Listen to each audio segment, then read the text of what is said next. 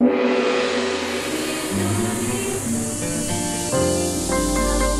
Channel 3, Jembatan Pencerahan.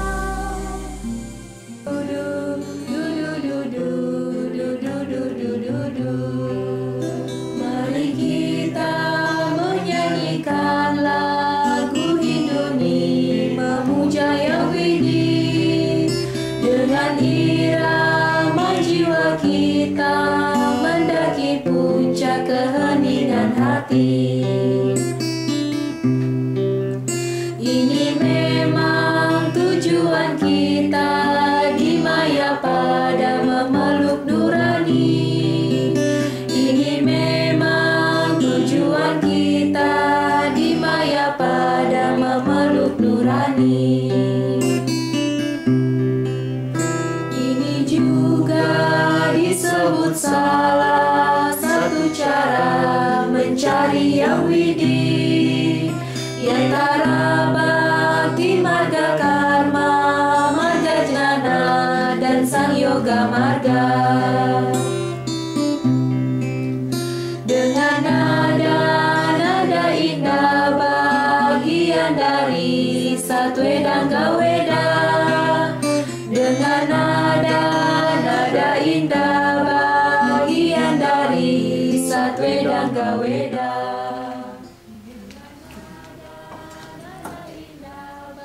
Pemirsa dimanapun Anda membuka gawai, Napi Orti, dumugi Rahayu dalam karunia Hyang Widi.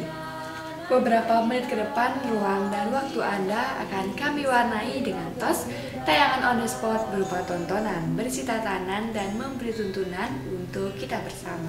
Pemirsa, mari kita awali dengan high schooling Sekolah Rumah Hindu Dharma, dilanjutkan dengan tayangan menarik lainnya.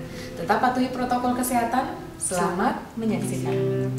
Ini memang tujuan kita di maya pada memeluk nurani. Ini memang tujuan kita di maya pada memeluk nurani. Ini juga disebut salah satu cara mencari Yahweh. Di antara bakti marga karma, marga jnana, dan sang yoga marga.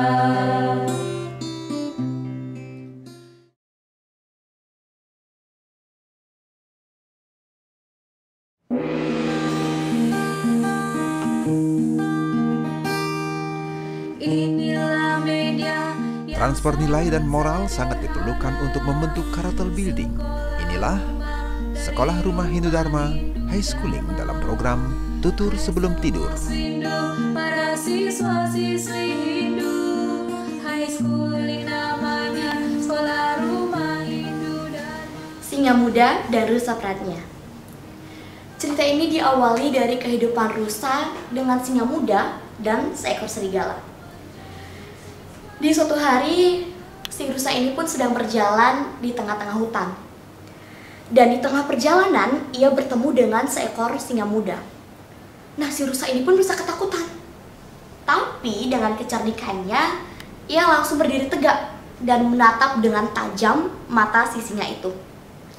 Sementara si singa ini merasa bingung. Kok ada ya binatang yang tidak takut padanya? Padahal kan dia raja hutan. Nah, tanpa berlama-lama, si singa ini pun langsung menanyakan hal yang penting kepada si rusa. Ia bertanya, Rusa, kau kan punya tanduk yang panjang dan tutul yang sangat banyak di tubuhmu. Itu apa sih? Nah, si rusa ini pun langsung menjawab, tutulku adalah catatan penting. Tiap menusuk seekor singa, tutulku akan bertambah. Nah, mendengar perkataan si rusa, si singa ini pun langsung lari ketakutan. Si singa ini pun lari berhari-hari sampai ia bertemu dengan seekor serigala. Nah, si serigala ini pun berkata, "Hai singa muda, ada apa? Kenapa kau lari ngos-ngosan seperti ini?" "Wah, serigala, untung ada kau. Pokoknya panjang nih ceritanya." Akhirnya, si singa itu pun menceritakan semua yang telah dialaminya. Si serigala ini pun tertawa. "Hah, Kau ini mau aja ditipu oleh si rusa. Mana ada rusa makan singa, yang ada singa yang makan rusa. Nah, mendengar perkataan si serigala, si singa merasa telah tertipu oleh rusa. Akhirnya si serigala dan si singa ini pun menghampiri si rusa. Nah, si rusa yang telah kedatangan singa dan serigala membuat rusa merasa terkejut. Selamat datang sahabatku. Kau akhirnya datang kembali ya, kata rusa. Terima kasih ya serigala. Kau memang bawahan yang baik. Kau telah menepati janji. Kau berhasil membawa singa muda ini untukku. Ini akan menambah tutul di tubuhku, kata rusa dengan gembira dong. Nah, singa muda sangat marah mendengar kelakar rusa. Singa mengira serigala telah menipunya, dan singa segera melompat untuk menyergap si serigala itu. Bagaimana dengan rusa? Iya, rusa tersenyum melihat kedunguan singa. Dan rusa pun sadar dengan kekuatannya ia pasti akan dimangsa singa. Tetapi dengan kecerdikan dan pengalaman yang kini menjadi senjatanya. Gimana sih cara menjadi cerdik? Ya, belajar adalah kunci utama untuk segalanya. Makanya, rajinlah belajar untuk menjadi cerdas. Rusa menjadi cerdik atau prajnan karena ia selalu belajar dan menjadikan pengalamannya sebagai guru untuk mengatasi masalah yang ia hadapi dalam kehidupan di hutan. Nah teman-teman, itulah cerita Singa Muda dan Prajnan yang dikutip dari buku Dia Tantri seri Nandaka Tantra. Sampai jumpa dalam tutur sebelum tidur selanjutnya dengan cerita dan tokoh yang berbeda. Salam damai, channel 3. Jangan berhenti menatap balik, kendati hanya dalam diri. Mari bersama langkahkan kaki, menatap balik dari hati. Apindo Wartam Peduli Bali 21 adalah sebuah gerakan memaknai HUT RI 76. Dengan mensyukuri, kita masih dianugerahi kesehatan dan kemerdekaan. Berbeda dengan mereka yang terpapar, terisolasi, dan terimbas pandemi. Kami mengajak Anda, mari bergotong royong menjalin kepedulian antar sesama. Gerakan ini diinisiasi untuk menyalurkan bantuan cuma-cuma pada masyarakat terimbas pandemi karena sesungguhnya masyarakat Bali adalah mitra kerja Apindo dan pembaca Wartam. Penyaluran bantuan meliputi donasi masker, sembako, nasi bungkus, vitamin, sanitizer, beasiswa bagi anak yatim karena pandemi, bantuan alat gambar, buku cerita rakyat bagi anak-anak agar mereka mampu mengikuti Merdeka Belajar dari rumah. Bantuan atau donasi dapat disalurkan ke kantor redaksi Majalah Wartam atau ke kantor Apindo, atau dapat transfer ke nomor rekening Apindo dan nomor rekening Wartam. Apindo Wartam Peduli Bali 21, membuka mata, menyambung asa. Jangan berhenti menatap balik, kendati hanya dalam diri. Mari bersama. Melanjutkan kunjungan Satgas API Wartam, Apindo Wartam Peduli Bali 21, yang rencananya 8 kali kunjungan ke puskesmas, isoter, panti asuhan, sekolah, pasraman, taman bermain, dan API Wartam on the Street, Jumat 17 September 2021. Satgas API Wartam mengunjungi isoter Hotel Bali Beach Sanur. Dalam pada itu, Satgas API Wartam memberi donasi 450 masker, hand sanitizer, ribuan vitamin, 100 majalah Wartam berbagai edisi, serta ratusan nasi bungkus untuk teman-teman yang sedang melaksanakan isolasi pandemi. Satgas diterima baik oleh nakes dan petugas yang sedang berjaga.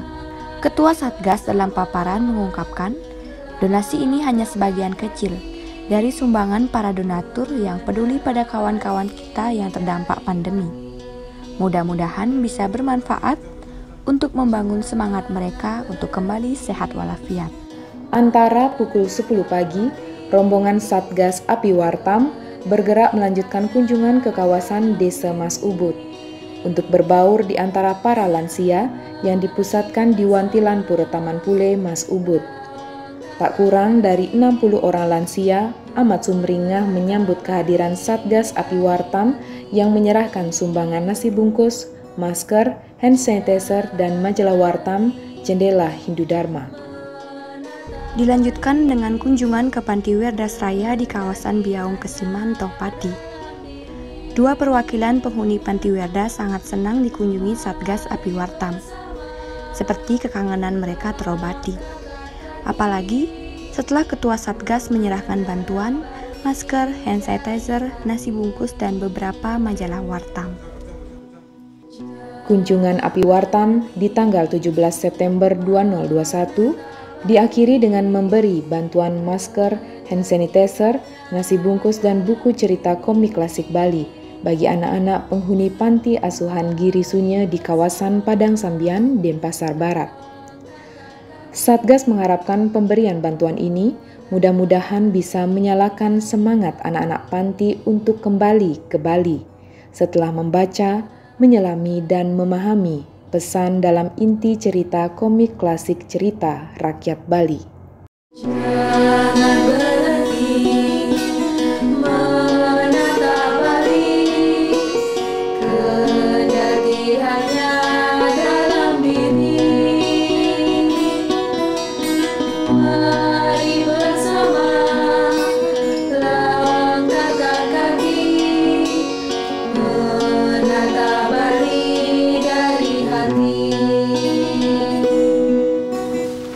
Suksema banget pisan kepada seluruh donatur karena Anda telah jadi bagian barisan terdepan program Apindo Wartam Care 21. Suksema sudah ikut menjaga bara semangat anak-anak terdampak corona. Dan terima kasih donasi Anda telah menginspirasi Apindo Wartam Care Untuk terus membuka mata, menyambung asa, spirit karakter building, dan peningkatan kualitas SDM anak-anak Hindu. Salam sehat selalu. Jangan berhenti menatap Bali, kendati hanya dalam diri. Mari bersama langkahkan kaki, menatap Bali dari hati.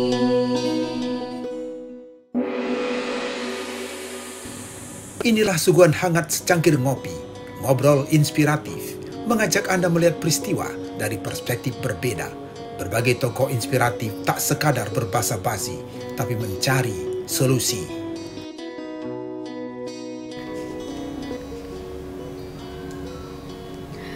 Pemirsa Hai TV Channel 3, kita jumpa kembali dalam program Ngopi, Ngobrol Inspiratif Bedah Kolom Majalah Wartam. Senang sekali secara Wartam Zooming kita bersama Prof. Ketut Sude, Profesor Pendidikan yang akan mengulas dan diskusi bersama topik bahasan kita kali ini di Wartam edisi 78 dengan banner Panca Brata Pandemi. Nah pemirsa, kalau kita buka setiap halamannya nih, kita akan menemukan tulisan Prof. Ketut Sude di halaman 7 dengan judul Merancang Homeschooling Hindu. Namun seperti apa kita belajar bersama Prof. Ketut Sude mengenai topik bahasan ini? Pemirsa, mari kita simak Wartam Zooming. Acara ini disponsori oleh Galeri Bukuku, Mengemas Kata, Menata Aksara, Peace of Mind, Oase di pusat kota. Swastiastu, Prof. Sude. Swastiastu. Napi. Selamat siang. Ya, napi orti, Prof. Becek. Becek, Prof ya. Nah, kita langsung saja nih, Prof. Melalui Wartam Zooming, kita mencoba untuk diskusi dan belajar bersama nih, bersama narasumber kita kali ini, Prof. Ketut Sude. Nah, mungkin nggak rancangan homeschooling Hindu ini terrealisasi? Bagaimana sih pandangannya, Prof? Baik, terima kasih. Ya. Sebenarnya kalau kita berbicara mungkin atau tidak mungkin itu semuanya pasti mungkin ya. Cuman persoalannya ketika kita di kalangan umat Hindu merancang pendidikan homeschooling itu tampaknya memang agak berat gitu ya. Apa persoalannya? Karena pertama orang tua harus memang benar-benar memahami prinsip-prinsip dasar dari sebuah proses pendidikan homeschooling. Itu yang pertama. Yang kedua, anak-anak memang juga mampu mandiri dalam konteks belajar. Ya, Prof. Ketika anak tidak mandiri, ketika orang tua tidak memahami dasar-dasar pendidikan secara umum dan dasar-dasar pendidikan secara formal, saya kira itu agak sulit dilakukan. Sebab nanti kalau homeschooling kita belajar di rumah secara mandiri, tetapi akhirnya kan bermuara juga pada ujian persamaan gitu ya. Jadi kurikulum materi pelajaran yang diajarkan di homeschooling itu memang harus mengacu juga pada standar pendidikan secara nasional, tidak boleh dipungkiri. Nah disitulah letak kesulitannya kira-kira. Nah kalau seandainya seperti itu kondisi di lapangan ya Prof ya, tentu ada kiat-kiat atau strategi khusus nih yang perlu kita pelajari secara seksama, baik itu dari orang tua murid, kemudian dari siswanya itu sendiri dan pemerintah nih. Bagaimana sih kalau dari pandangan Prof Suda nih tentang kiat-kiatnya nih? Baik, ketika kita berbicara persoalan kiat, itu tentu kaitannya dengan strategi ya. Strategi yang harus dipahami sekali lagi oleh orang tua ketika mau melaksanakan program homeschooling. Itu tentu pertama orang tua juga harus memahami prinsip-prinsip dasar pendidikan secara nasional, prinsip dasar pendidikan secara umum, lalu kemudian kurikulum pembelajaran seperti apa, materi ajar yang diberikan kepada anak-anak kita, biar tidak tertinggal dengan teman-teman yang ikut di sekolah formal gitu kan. Ini kan menjadi tantangan yang sangat berat bagi orang tua jika ingin menyelenggarakan pendidikan secara homeschooling. Nah tentu ketika kita mau berbicara persoalan kiat, strategi, tentu harus dipahami dulu kelemahan dan kelebihan dari sebuah proses pembelajaran lewat homeschooling. Yang pertama, kalau pelajaran dilakukan melalui proses pendidikan homeschooling, tentu interaksi sosial anak dengan temannya yang lain itu pasti akan berkurang ya. Jadi ini bisa saja membuat anak menjadi individualis, lalu kemudian menjadi eksklusif, lalu kemudian bisa saja mereka merasa pintar sendiri gitu kan, karena tidak pernah bersentuhan dengan secara sosial dengan teman-teman di sekitarnya. Nah oleh karena itu strategi yang bisa ditempuh kalau menurut saya ya, kalau murni homeschooling saya kira agak berat, dan di samping itu tentu di situ banyak kelemahan juga karena kita sudah sebagai makhluk sosial itu kan biasa hidup bergaul gitu ya, berkumpul dengan teman-teman. Kalau homeschooling kan tidak ada teman di rumah, anak belajar sendiri gitu. Sebab penekanan dari sebuah proses pendidikan itu kan tidak semata-mata membentuk pengetahuan anak, tapi juga bagaimana sikap dan perilaku mereka dalam konteks menghadapi kehidupan nyata di masyarakat. Saya kira itu ya.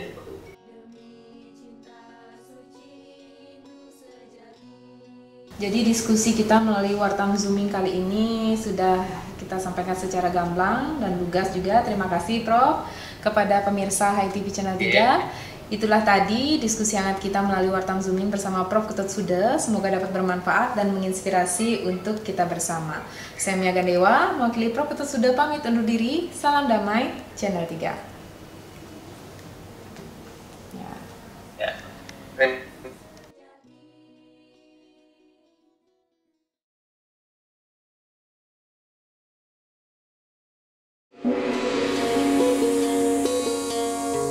Sebentar lagi Anda akan ikuti Sundari Nada, jalinan makna di balik nada.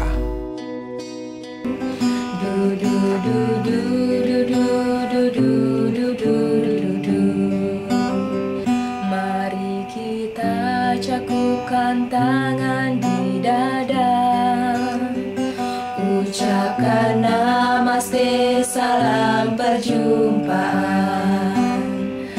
Anjali mudra di depan dada kita, hormat pada sesama. Mari cakupkan tangan di depan dada, ucapkan namaste tanpa bersentuhan.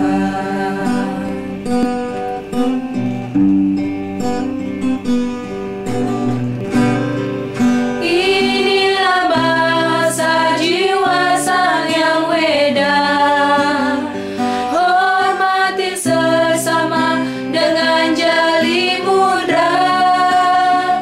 Mari cakupkan tangan di depan dada, ucapkan namaste, salam perjumpaan. Pemirsa, demikian tadi telah kita simak bersama Sundari Nada, jalinan makna di balik nada.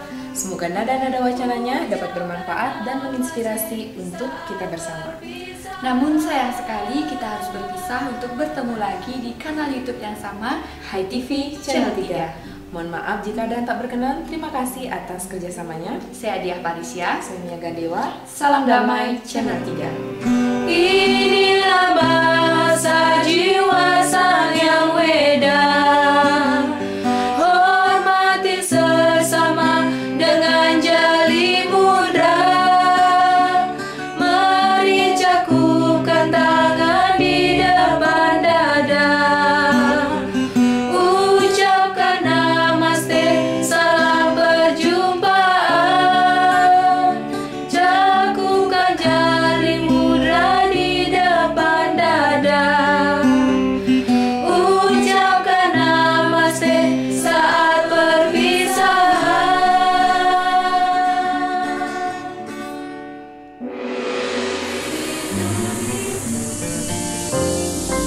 Hai TV Channel 3, Jembatan Pencerahan.